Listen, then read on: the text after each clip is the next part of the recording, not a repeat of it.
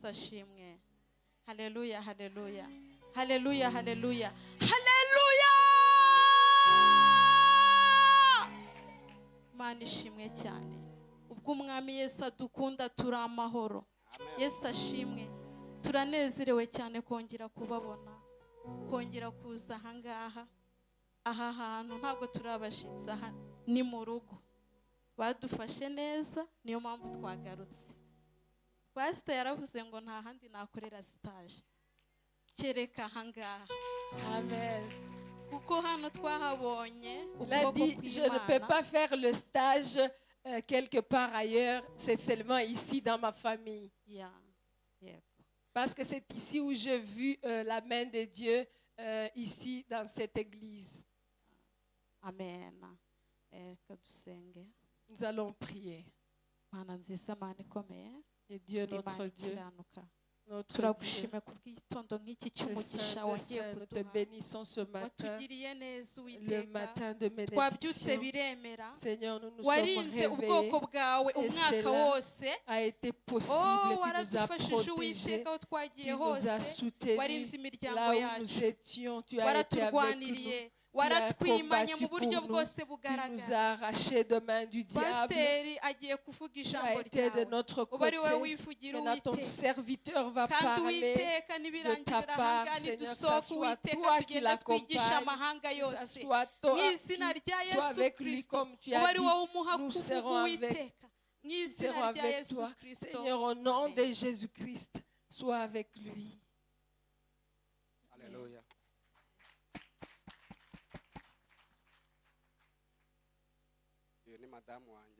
C'est ma femme, comme vous la voyez. Ça s'est passé ici. On était assis ensemble ici quand on venait de se marier. Et c'est ici qu'on vient parler encore une fois. Alléluia. Amen. Nous bénissons les Seigneurs comme Maman Pasteur l'a dit. Et je m'appelle Mathieu. Quand je parle de Matthieu, les gens ne saisissent pas ça bien. Il faut que je dise dans la langue Mathieu. C'est ma femme, nous sommes bénis par un enfant. J'ai aussi d'autres enfants que je lève, 3. Et ils sont en chemin, ils sont en train de venir. Je suis en train de faire le master et en théologie dans l'université protestante ou PIAS. Et j'ai choisi de faire le stage ici. Et je suis pasteur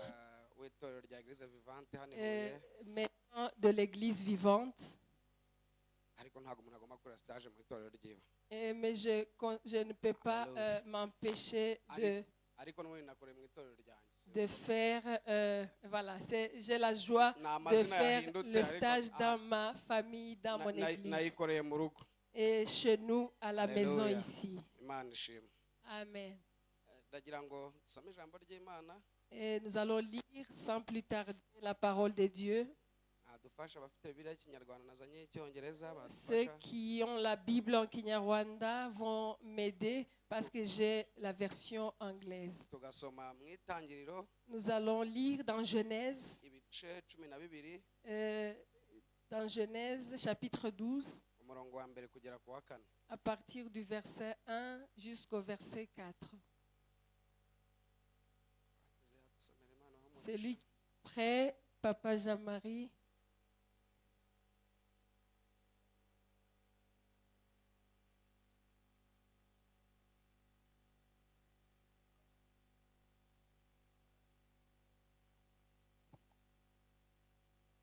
Tangiriro igice cya 12 umurongo wa mbere. Uwiteka ategeka Aburahamu ati, va mu gihugu cyanyu, ziga umuryango wanyu n'inzu ya so, ujye mu gihugu nzakwereka. Nzaguhindura ubwoko bukomeye, nzaguha umugisha, nzogeza izina ryawe, uzaba umugisha. kandi nzaha umugisha abazakwifuriza umugisha, kandi uzakuvuma nzamuvuma, kandi muri wowe nimo imiryango yose yo mu isi izaherwa umugisha. Aburahamu aragenda nk'uko Uwiteka yamutegetse, Loti ajyana nawe. Ubwo yajyaga i Harani, Aburahamu yari amaze imyaka 75 avutse. Amen. Alléluia. Reka badusomere no mu bami ba mbere ibice 17. Nous allons lire dans Igitabo cya mbere cy'abami ibice 17. dans 1 Roi 17, Murongo wa 2 kugera ku wa 6. versets 2 à 3. Abami ba mbere igice cya 17 umurongo wa 2. Hanyuma ijambo ry'Uwiteka rimugeraho riti: Va hano ugende werekere iburasirazuba, wihishe uruhande rw'akagezi kitwa Keriti ahateganye na Yorodani. Uzajya unywa amazi y'ako kagezi, ntegetse ibikona kujya bikugemurirayo. Nuko aragenda agenza uko Uwiteka yavuze, ajya kuri ako kagezi Keriti ahateganye na Yorodani agumayo. Ibikona bikajya bimuzanira umutsima n'inyama uko bukeye uko bwije, kandi akajya anywa amazi y'ako kagezi. Hashize iminsi ako kagezi karakama, kuko nta mvura yagwaga muri icyo gihugu. Amen. Amen. Reka dusoreze mu butumwa bwiza. Nous allons clôturer au fait dans l'évangile uko bwanditswe na Yohana ibice 5, Jean 3, Jean 5, ibice 5 umurongo wa 2 tugeze ku wa 9. Jean 5, 2 à 9. Yohana igice cya 5 umurongo wa 2. Kandi Yerusalemu bugufi bw'irembo ry'intama hariho ikidendezi mu Ruheburayo cyitwa Betesida, cyariho amabaraza 5. Muri ayo mabaraza hari abarwayi benshi, barimo impumyi n'ibirema n'abanyunyutse, bari bategereje ko amazi yihinduriza, kuko rimwe na rimwe marayika yamanukaga akajya muri icyo kidendezi agahinduriza amazi. Nuko umuntu wabanzaga kujyamo amazi yihindurije niwe wakiraga indwara ye iyo ari yo yose. Hariho umuntu wari ufite indwara ayimaranye imyaka 38. Yesu amubonye aryamye, amenya yuko amaze igihe kirekire arwaye, aramubaza ati: Mbese urashaka gukira? Umurwayi aramusubiza ati: Databuja, simfite umuntu njugunya mu kidendezi, iyo amazi yihindurije nkiza undi ntanga kumanukamo. Yesu aramubwira ati: Byuka yikorere uburiri bwawe ugende. Muri ako kanya uwo muntu arakira, yikorera uburiri bwe aragenda. Ubwo hari ku munsi w'isabato. Amen. Amen. Amen. Umugisha. Et Dieu nous bénisse tous. Nciye bugufi ndi imbere yanyu. Je m'humilie devant vous. Mu by'ukuri ntabwo simbizi, ntabwo ntekereza ko nabona icyo mvuga ndi imbere yanyu, ariko je ne sais pas si je peux trouver par moi-même de quoi dire devant vous. Ici, il y a vraiment des hommes que je respecte, mes parents.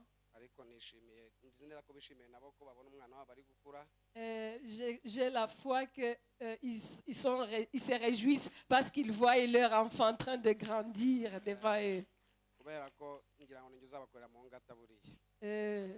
En mettant nos pieds dans leur pas. Alors je prie pour que le Seigneur me fortifie et me rende capable. Alléluia. Amen. Vous savez, dans ce chemin que nous venons de lire d'Abraham, je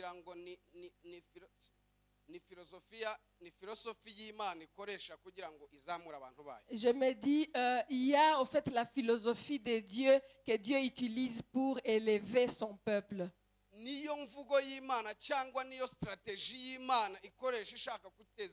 Ou bien c'est la stratégie que Dieu utilise pour faire avancer quelqu'un ou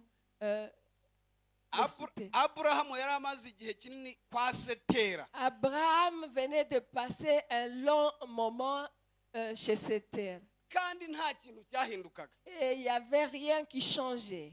Ikintu na kimwe cyahindukaga. Rien ne changeait dans sa vie. Yarahingaga agasanga imbeba zabiriye. Il cultivait, il trouvait que les rats avaient tout abîmé. Ou bien les vaches avaient tout détruit. Bya bindi bavuga ngo nyiri ibyaga imbwa ziramwonera ntizona ubundi. Ça se détruisait.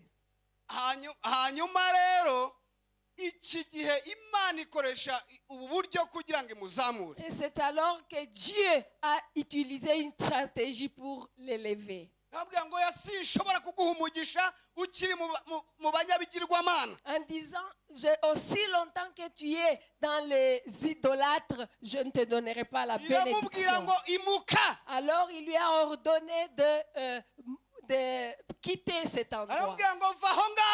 Il dit, tu dois quitter cet endroit. Tu dois sortir de chez ton père. C'était vraiment une grande décision qu'Abraham devait faire pour qu'Abraham accepte d'abandonner son père.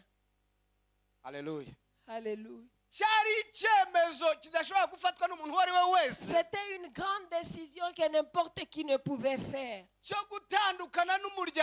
De se séparer de sa propre famille. Mais c'était une décision qu'il fallait pour qu'il soit béni. C'était une décision importante pour qu'aujourd'hui nous puissions être en train de parler de lui. C'était une importante décision pour que le monde ait la bénédiction aujourd'hui. C'était une bénédiction importante pour que sa famille ait la bénédiction. C'était une décision qu'il fallait pour qu'il puisse avoir un enfant dans la vie. Alléluia. Amen. Alors il a pris cette décision.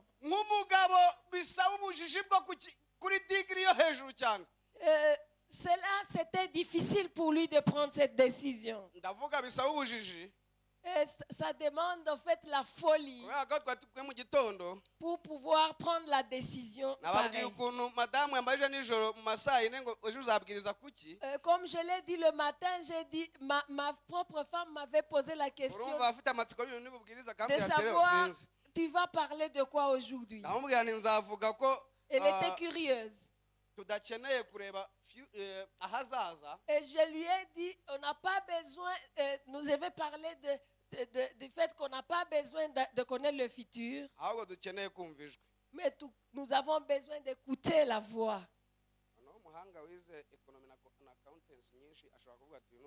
Quelqu'un qui a fait beaucoup d'économie et de mathématiques, il dirait que c'est de la folie. Il va te dire comment tu ne sais pas l'avenir et tu veux seulement te limiter à la voix. Et même ma femme, Harry, elle a dit, ça c'est quoi que tu vas dire? Est-ce que ce que tu vas dire là, tu vois que c'est vraiment le message qu'il faut? Alors je lui ai dit, oui, c'est ça le message. Alors je lui ai dit, pourquoi tu dis que c'est pas le message? Et il m'a dit, c'est parce que dans ce monde, les gens veulent connaître le futur.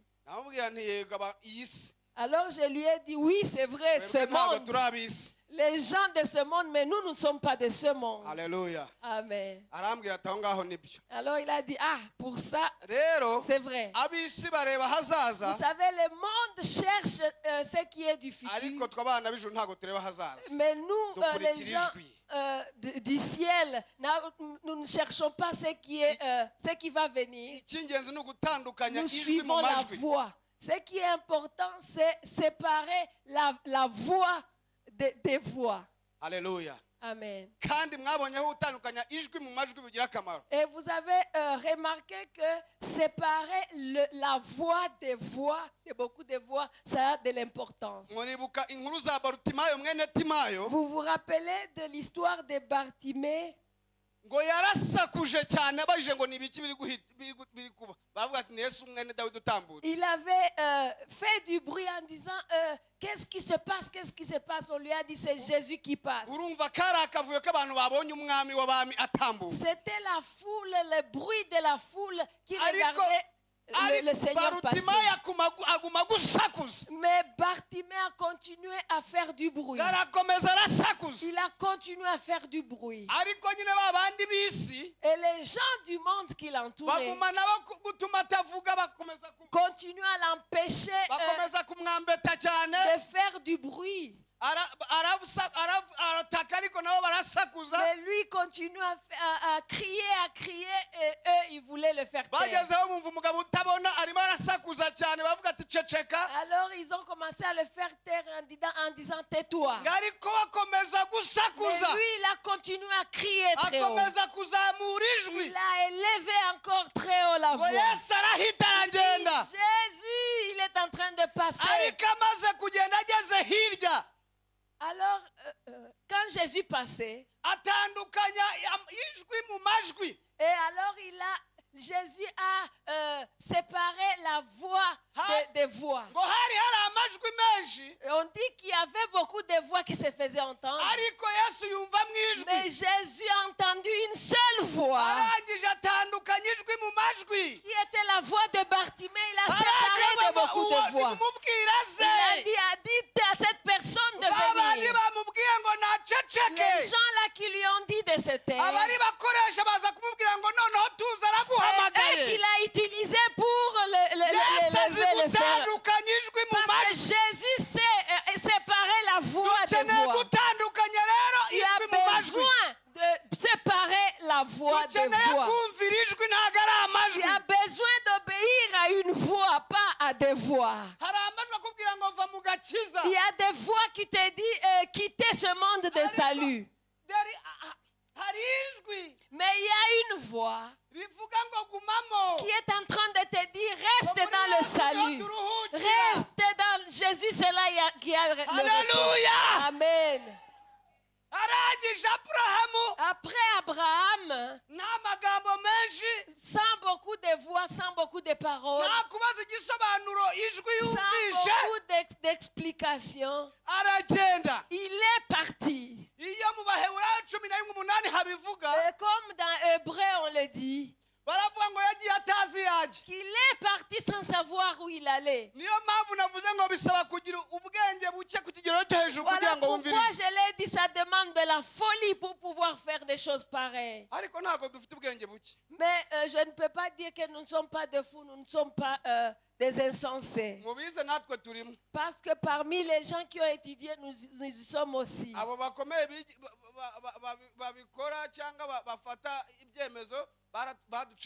Et les gens qui prennent des décisions sont passés par devant de nous. Et ils se sont donnés, ils ont tout donné à nous. Et je me dis que ce n'est pas de la folie que nous avons si nous avons pris une telle décision de suivre Jésus. Pour pouvoir prendre la décision de suivre la voie de Dieu, ce n'est pas de la folie. C'est parce que nous avons découvert quelque chose que le monde ne donne pas. Nous avons donné... nous avons vu le Dieu qui agit, qui restaure. Et alors Abraham est parti sans savoir où aller.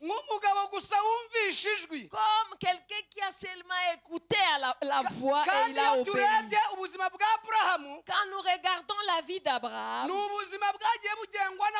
c'est une vie il a vécu dans une vie où il a vécu des voix, il a écouté des voix. Vous vous rappelez un jour ce vieux Abraham, si sa femme était partie aller chercher des lenga-lenga pour manger,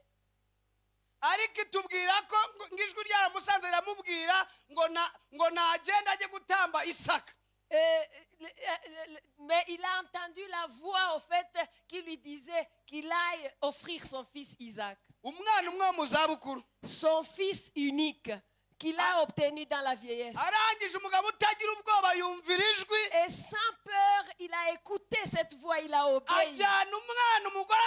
Il est parti avec l'enfant sans que sa femme ne le sache. Vous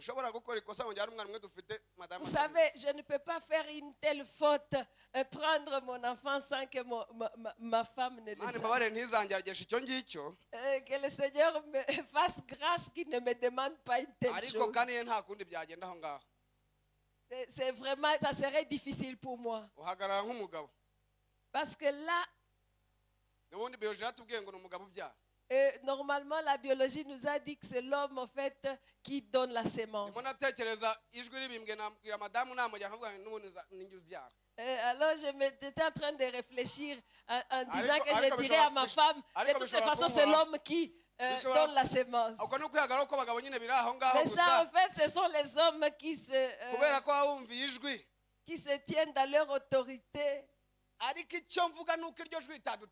Mais je sais que cette voix, quand tu obéis à cette voix, tu ne seras jamais confus.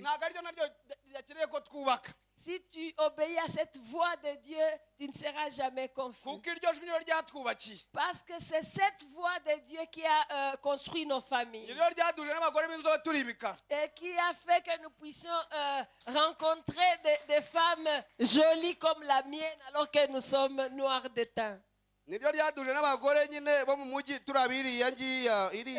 Qui nous a fait rencontrer une femme de la ville alors que nous venons de très loin.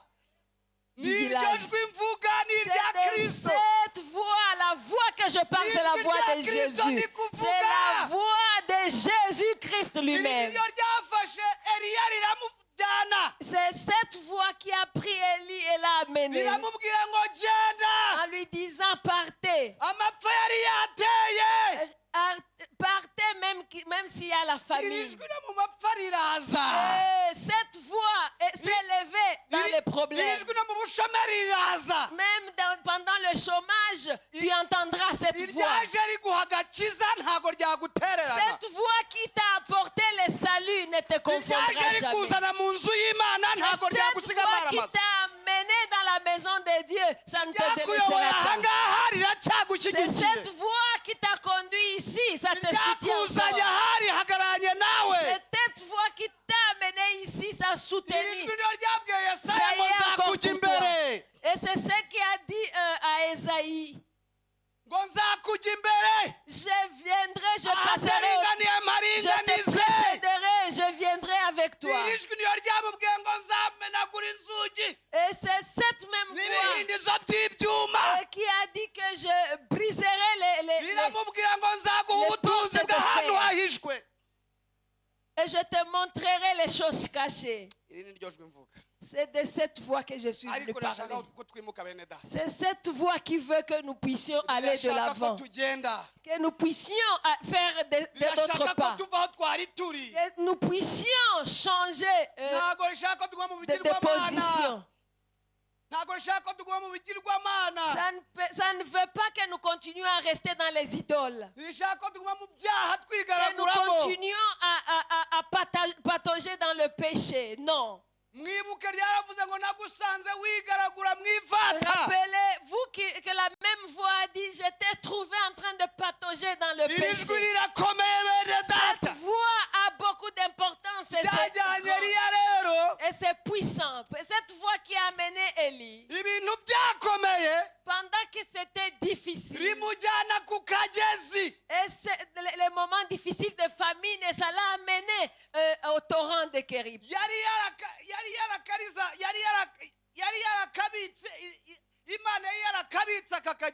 Et au fait, la même voix avait réservé cette petite rivière pour Élie. Pendant que les autres rivières étaient sèches. Mais la rivière, la petite rivière de la personne qui a entendu la voix.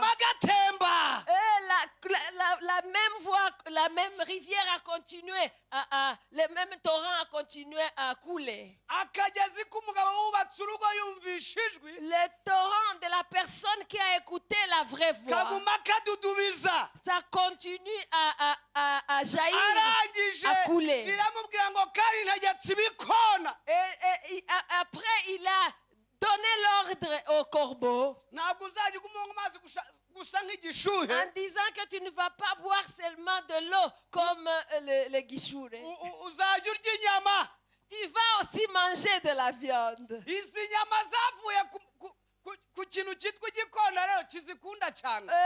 Il a utilisé les corbeaux qui aiment beaucoup la viande. Alléluia. Amen. Laisse-moi te dire ceci.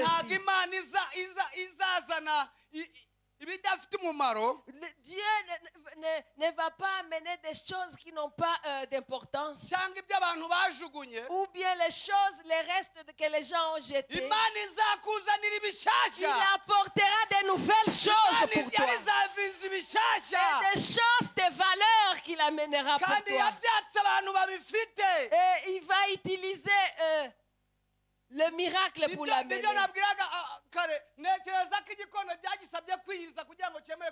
Et c'est ce que j'étais en train de dire avant. Ceci a demandé au corbeau de faire le jeûne pour pouvoir apporter la viande ce jour-là.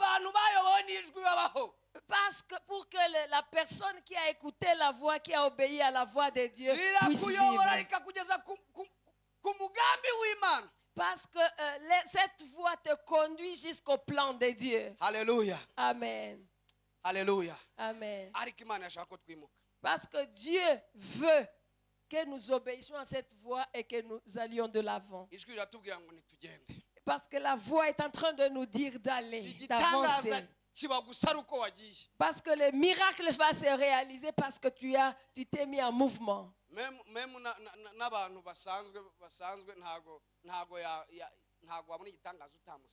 même dans la vie ordinaire, tu ne peux pas avoir quelque chose de quelqu'un sans le rencontrer. Vous savez, j'ai étudié avec beaucoup de personnes qui sont riches. Parfois, ils ont besoin qu'on mette ensemble nos efforts, qu'on étudie ensemble. Mais personne n'est jamais venu chez moi à la maison pour me donner le livre. Il s'arrange toujours pour me dire, nous allons nous rencontrer quelque part. Parce qu'il a besoin que je fasse un mouvement d'abord par moi-même.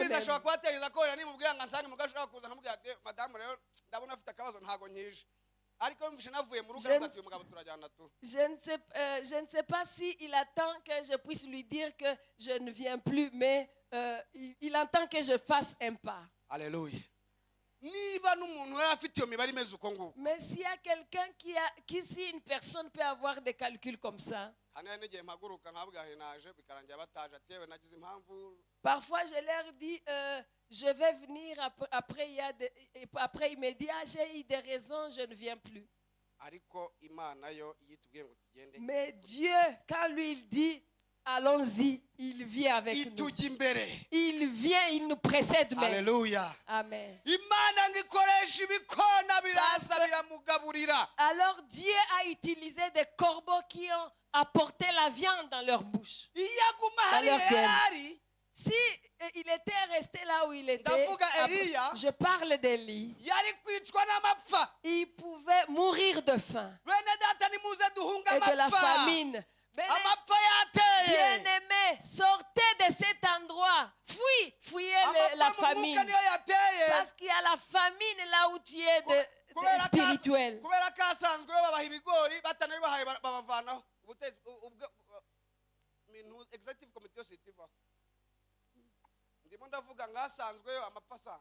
J'ai dit dans la famine ordinaire, vous avez entendu de ce côté-là, on avait demandé aux dirigeants en disant démissionner parce que nos paysans ne doivent pas mourir de kandi faim. mwabonye byakurikiye. Vous avez vu ce qui s'est passé. N'inyamasheke byarabaye, abayobozi babyutse ku Yarurika bajya gutabara. Même à Nyamasheke et ailleurs, ils se sont levés les leaders pour aller venir secourir le peuple. Amapfa yo mu isi yo rwose, je vous assure, igihugu cyacu kiri maso. Vous savez, pour ce qui concerne la famine ordinaire dans ce pays, notre pays est éveillé sur ça. Ariko duhunga amapfa yo mu mwuka. Mais nous devons fuir la famine spirituelle. Duhunga amapfa yo mu mwuka. Je nous invite à fuir la famine Dukeneye spirituelle. agakiza. Parce que tu as besoin du salut. Dukeneye imbaraga Tu as z'Imana. besoin de la puissance de Dieu. Dukeneye kuyoborwa Tu n'Imana. as besoin de la conduction, direction de Ariko Dieu. dukeneye kugenda. Tu as besoin d'aller de l'avant Uriya spirituellement. mugabo wari ku kidendezi. Et vous savez, comme cette personne qui était à la piscine, Yari yaravuye iwiwe. il était venu de chez lui. Ajya i Betesida. Il est allé à la piscine de Bethsaida. Agenda ajya ku Et kidendezi. il est allé à la piscine. Arangije. Et après, Yari amaze 38 ari ça aho ngaho. faisait 38 ans Gukora urugendo. à faire cette marche, Bivuga ngo, ce chemin pour aller à la piscine. ntago bivuga ngo nuhagera bihita bitungana. Parce que ça ne veut pas dire qu'arriver à la piscine, tout va se faire automatiquement. Dukeneye no kuhagera tugategereza. Tu dois y aller et attendre. Simbizi. Je ne sais pas, vous savez. Ariko ashobora kuba abantu baje hano mu itorero bamara umwaka akavuga ati ndavuyemo n'abambya ibintu Peut- bitari. Peut-être il y a de ces gens qui sont venus ici à l'église, quelques temps après, ils ont dit, ah, j'abandonne parce que je n'arrive pas à ce que je Abo ntago voulais. ari abantu b'Imana, ntago ari ijwi bumvise. Ça, ce n'est pas la voix de Dieu que tu as entendu, bien-aimé. Baje mu kigare cy'amajwi. Tu es venu dans le bus des voix. Umugabo yaragiye arahategerereza. La personne est allée, il a attendu la voix de Dieu. Arategereza. Par la voix de Dieu, il Abari a hano attendu. mutegereje Yesu abaha Voilà pourquoi umugisha. je nous invite, vous qui Abari êtes hano ici, mugitegereje Imana ibagirire attendez, neza. parce que Dieu vient Abari pour vous hano faire du bien. mugitegereje Imana ibagure. Attendez pour que Imana Dieu vous ibumva élargisse. bagitegereje. Attendez, Dieu va le faire pour vous. Abarambe bakagenda Imana ibashyire mu imbaraga. Vous savez, ceux qui se sont fatigués sont partis, que le Imana Seigneur ibagarure. les fasse revenir et les fortifie. Dukeneye gutegereza. Nous avons besoin d'attendre Ngarangije et Yesu de aza patienter. Yesu aza kuhanyura. Et après, Jésus est passé par là. Ahanyuze Yesu nawe yari yagiye. Vous savez, Jésus, Nawe yari yagiye ntago yari ari we yagiye. lui aussi n'était pas là, il était ailleurs. Gahunda yo kugendera cyakomeje. Parce que le temps de passer, de voyager continue. Haleluya. Amen. Ngarangije ageze hahandi wa mugabo ari Et quand Jésus était arrivé, en passant par là, quand il est arrivé là où l'homme était, aramubaza ati bimeze bite. il lui a demandé qu'est-ce qui se passe. Abwira ati wowe urambwira abandi bose barasubijwe hano ninjye wasigaye. Et vous savez, il a dit, est-ce que toi tu es en train de me poser cette question? Beaucoup de gens sont partis. Ikibazo afite muri psychologie Je suis resté. muri psychologie bakita psychosomatization. Vous savez, en psychologie, ce problème, on appelle ça psychosomatization. Ariko ni ibikomere bigaragara ku bintu byabaye ku muntu. Ce sont en fait des blessures qui se font voir Arangije we d'une personne. symptômes Les symptômes, ibimenyetso bya psychosomatization abizanira boss we. les symptômes de psychosomatization, il a porté ça à son Arangije boss. ngo urambwira iki kabandi Il bose dit, toi, bakize qu'est-ce que tu es ngasiga. en train de me dire? Tous sont partis. Ils m'ont délaissé et je suis resté ici. Igitangaza kiri mu kugenda. Vous savez, le miracle est dans la marche. Ariko atangiye kubura n'akabandi bakize. Mais il commence à s'expliquer en disant que les autres se sont enrichis, sont partis et l'ont laissé. Ni nko kuvuga ngo n'abandi nabo iyo baba bagitegereje n'abagumye hano. Ni nko kuvuga ngo iyo abandi nabo iyo baza gupfa cyangwa nabo bagategereza ariko nta gihe n'umukira.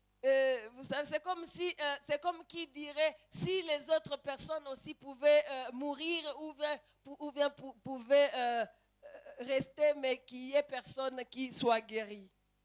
Alléluia. Amen.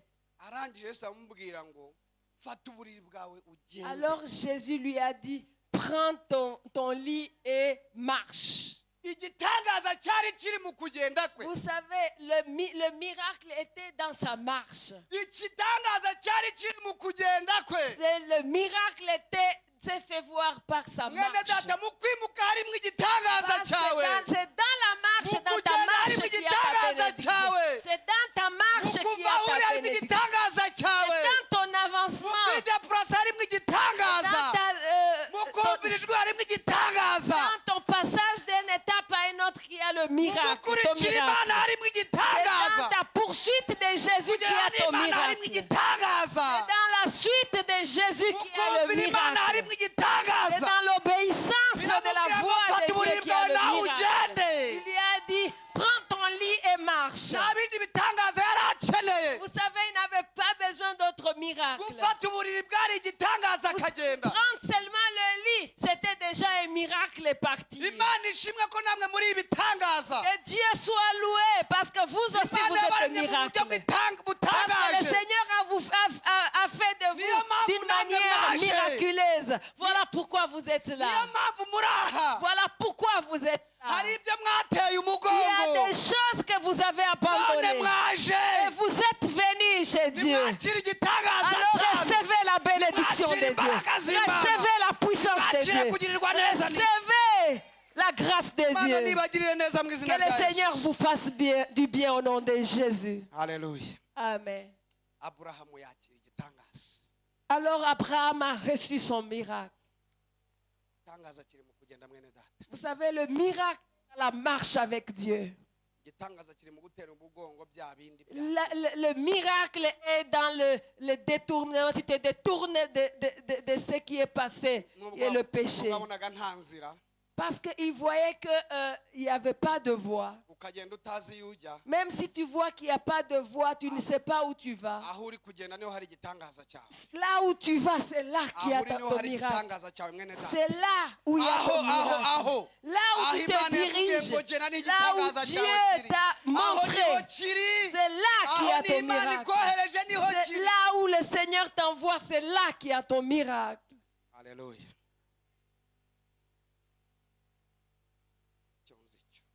Vous savez ce que je sais? Toute personne qui s'est levée pour marcher avec Dieu, en quittant le lieu où il était, en se détournant de la chair des choses charnelles, c'est déjà un grand miracle de plus que tout. Le reste, tout le reste, le Seigneur t'a donné sur le chemin qui t'a montré.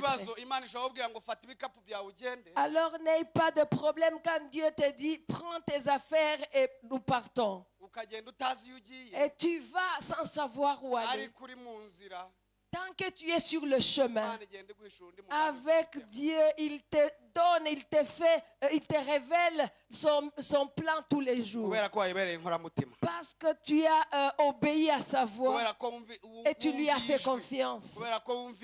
Parce que tu as obéi à sa voix sans chercher les explications.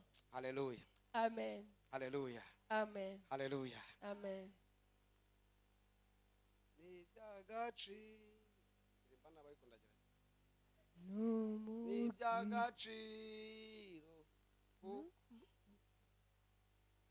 Ndubuhamya bugenda. A moving miracle. Hallelujah.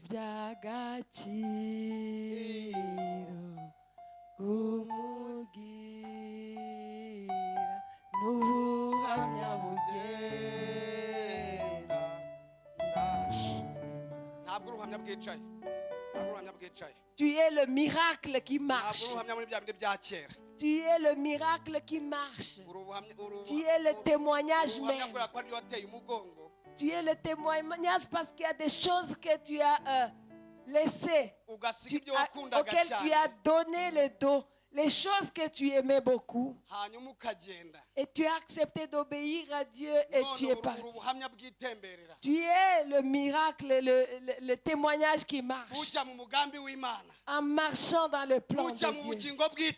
En marchant vers la vie éternelle. En marchant vers le ciel. En marchant vers le plan que Dieu t'a réservé. Nous sommes des témoignages vivants. C'est notre temps de marcher avec lui sans chercher des explications. C'est notre temps de marcher dans ce miracle. Alléluia. Amen. Nous allons clôturer et prier. Alléluia. Amen.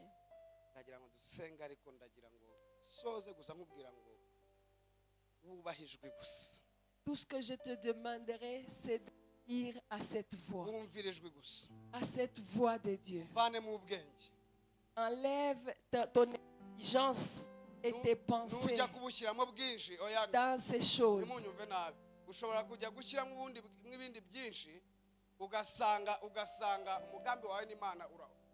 Tu peux chercher à utiliser ton intelligence, à mélanger. Tu vas voir que tes plans sont vraiment différents du plan de Dieu. Alléluia. Amen. Parce que vous savez, tous ceux qui ont calculé, ont fait de leurs propres plans. Ils n'ont jamais arrivé à ce qu'il faut. Ce que je nous demanderai de faire, c'est d'écouter et d'obéir à cette voix de Dieu. Et de suivre. Les autres explications et révélations, tu les auras sur le chemin.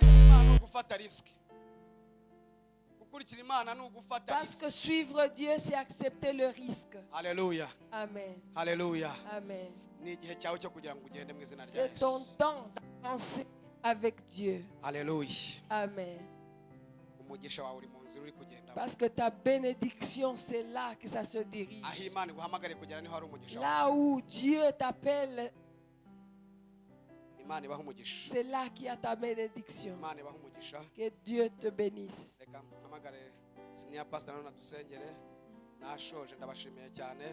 J'aimerais demander au senior pastor de nous aider.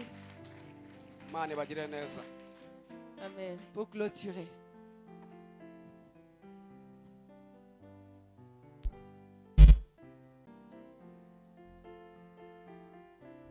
Alléluia. Alléluia.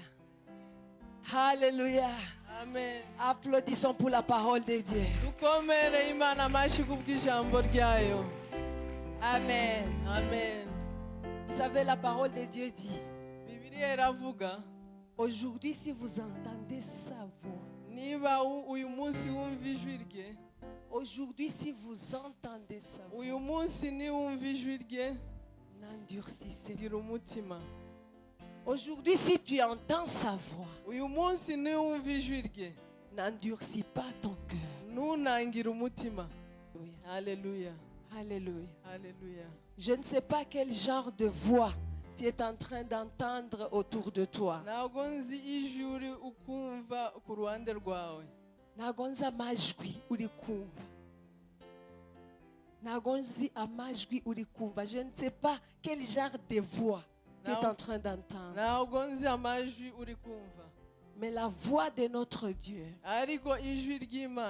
est spéciale. Alléluia. Amen. Parce qu'il te dit, je suis en train de toquer à la porte de ton cœur. Aujourd'hui, si tu entends sa voix en train de toquer à la porte de ton cœur, ce qu'il te demande de faire, c'est d'ouvrir la porte de ton cœur. Il dit, j'y entrerai. Et je partagerai avec toi tout. Alléluia. Amen. C'est dans Apocalypse 3:20. Il dit, il tape à la porte de ton cœur. Toc, toc, toc, toc, toc. Il te dit, je veux entrer chez toi. Alléluia. Alléluia. Alléluia. Alléluia. Voilà pourquoi il te dit, n'endurcis pas ton cœur. Parce que c'est aujourd'hui ton jour. N'attends pas demain. Alléluia. Parce que demain ne t'appartient pas. Nous allons courber nos têtes dans la prière. Pendant que nous courbons nos têtes dans la prière, chacun de nous va écouter.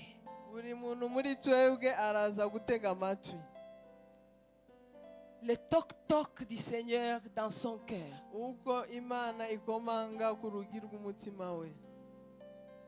Il vient de parler avec toi.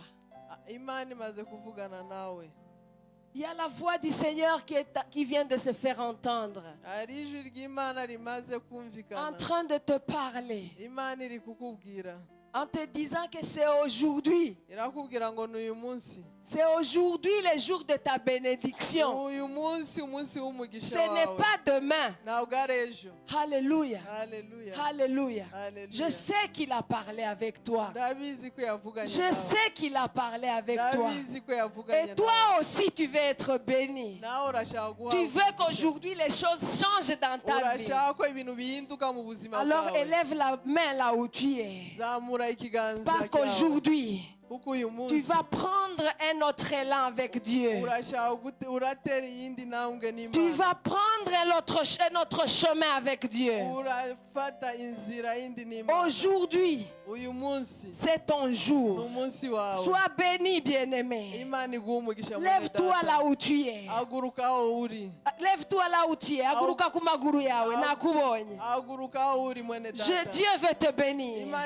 Il a quelque chose de spécial pour toi. Lève-toi, maman, lève-toi. Bien-aimé, toi qui es là, toi qui as la main. N'aie pas honte. Lève-toi. Lève-toi. Je sais que c'est la foi qui a fait que tu élèves la main. Tu ne dois pas, quand tu as la foi, tu ne dois pas avoir honte. Parce que si tu as honte de lui aujourd'hui, il aura aussi honte de toi. Ce jour-là, il te dira, j'ai honte. Je ne t'ai jamais connu. Comme tu as élevé ta main, élève-toi. Parce qu'aujourd'hui, tu veux que les choses changent dans ta vie. Alléluia. Amen. Lève-toi, bien-aimé. Lève-toi. Lève-toi, maman. Lève-toi. Lève-toi. Le Seigneur va vous bénir. Je sais que tu es en train, le Seigneur est en train de parler dans ton cœur.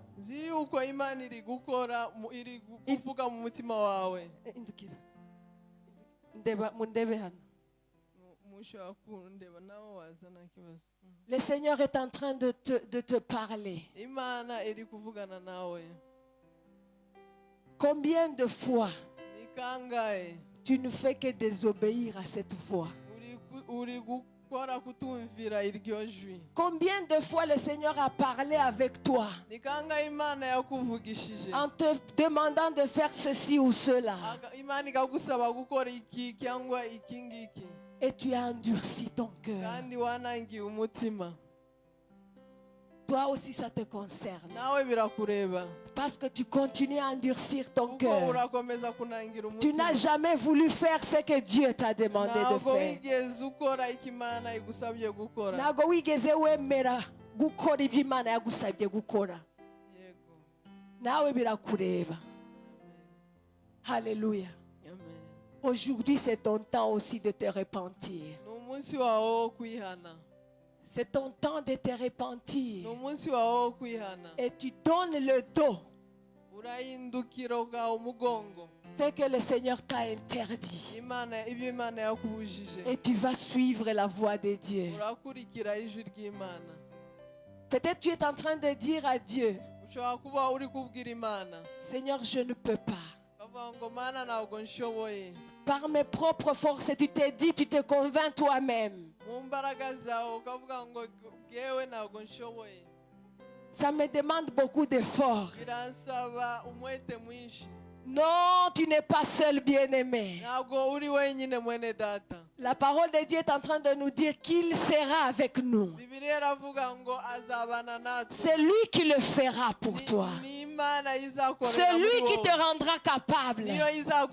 Alors lève-toi aussi. Obéis seulement à la voix de Dieu. Obéis seulement à la voix de Dieu. Et viens. Avec le cœur repentant. Avec le cœur qui veut faire la volonté de Dieu. Alléluia. Amen. Alléluia. Amen. Nous allons prier. J'ai la foi que toi qui es resté, ndizera ko wowe wasigaye ufitanya amahoro n'Imana. Ufitanya amahoro n'Imana. Tu sens que vraiment tu as la paix avec Dieu. Tu n'as rien à te reprocher. Mais si ce n'est pas le cas, si tu sens qu'il y a une reproche, il est temps pour toi aussi de venir. Parce que le Seigneur te dit, n'endurcis pas ton cœur. N'endurcis pas ton cœur. C'est aujourd'hui que Dieu va te bénir. C'est aujourd'hui que les choses vont changer dans ta vie.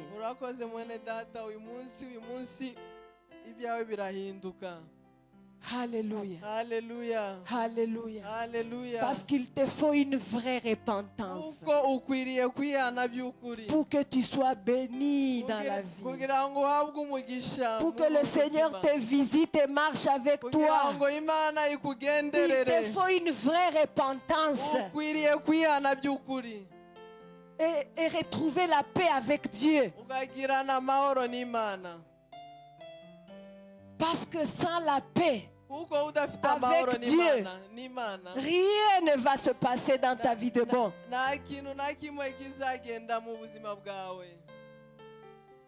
Que sais-je où le diable va t'amener?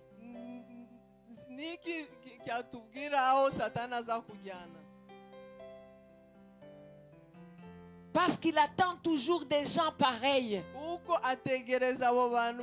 qui ont endurci leur cœur, qui ont des yeux pour pouvoir les attraper et aller avec. N'accepte pas que le diable te prend comme sa proie. N'accepte pas qu'il t'accapare comme sa propre proie. Tu n'es pas la proie du diable. Tu es la bénie, le béni de l'Éternel. Le Seigneur t'a mis sur son plan pour te bénir, pour te donner un avenir meilleur. Alléluia. Alléluia. Alléluia. Nous allons prier pour nos bien-aimés qui sont ici. Alléluia. Alléluia. Parce qu'aujourd'hui, le Seigneur a la joie d'accueillir ses bien-aimés. Parce que c'est même la fête. Il y a la fête au ciel maintenant. Il y a une célébration au ciel. Parmi les anges, tous ceux qui se trouvent au ciel. Pour ces gens qui viennent de tourner le dos au diable.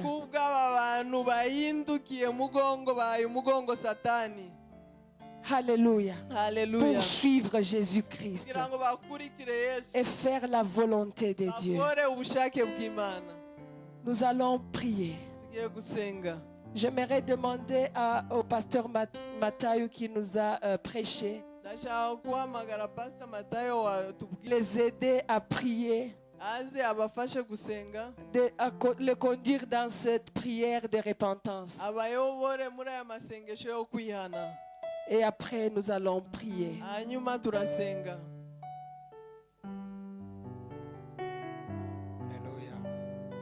Amen. Que Dieu soit loué, bien-aimé. J'aimerais nous demander, vous demander, vous qui êtes ici,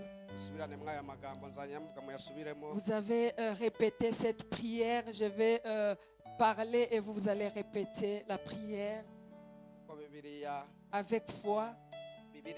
Parce que la Bible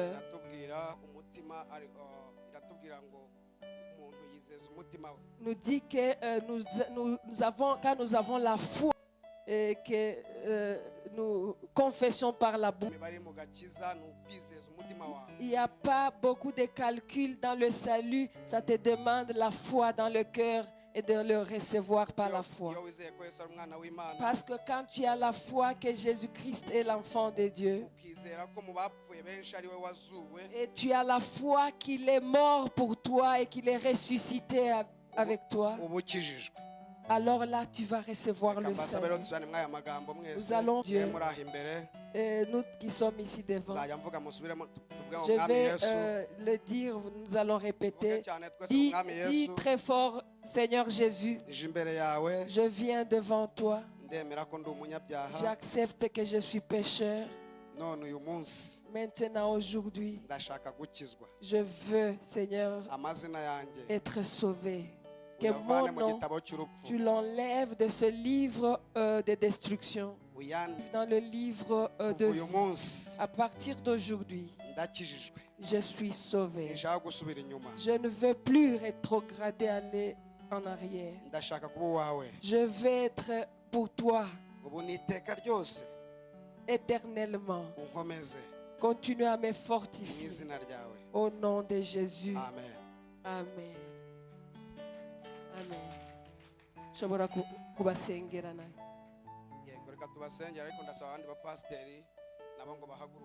Nous allons prier pour eux. J'aimerais inviter aussi les pasteurs qui sont là de venir les couvrir, les approcher nos bien-aimés ici. Et nous allons demander à Pasteur Frank d'élever la voix et de prier.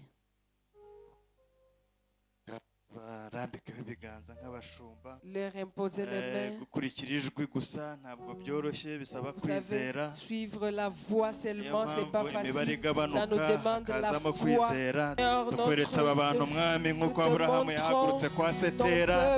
Abajije aho agiye Imana imubwira ko izahamwereka n'abangaba ubasezeranije kuzahabereka ubasezeranije kuzabagezayo ubahaye icyizere ko batazazimira ntibazaburira mu nzira aho babwiye kujya niho bazajya aho babwiye kuva niho bavuye n'aho bagiye mwami urahazi kandi ubaha imbaraga zawe niwe ubashoboza ushobozwa byose na Kristo uduha imbaraga uzabaha imbaraga bakeneye uzabaha umurava bakeneye uzabaha ibyiringiro bakeneye.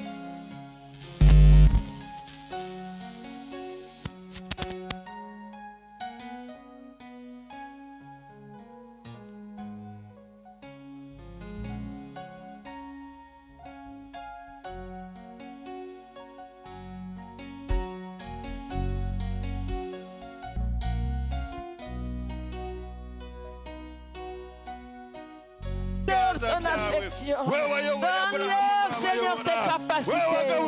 Prends soin d'eux, Seigneur. Dès qu'ils manquent, Seigneur, donne à chacun d'eux. Au nom de Jésus-Christ, sois avec eux, Seigneur. Couvre-les, Seigneur. Revêtis-les, Seigneur. Au nom de Jésus. Au nom de Jésus. Pourvois, Seigneur. Pourvois, Seigneur. Besoin, Seigneur, de leur vie pendant qu'ils seront dans le chemin avec toi. Au nom de Jésus, merci de le faire, Seigneur. Merci d'agir. Au nom de Jésus. Alléluia.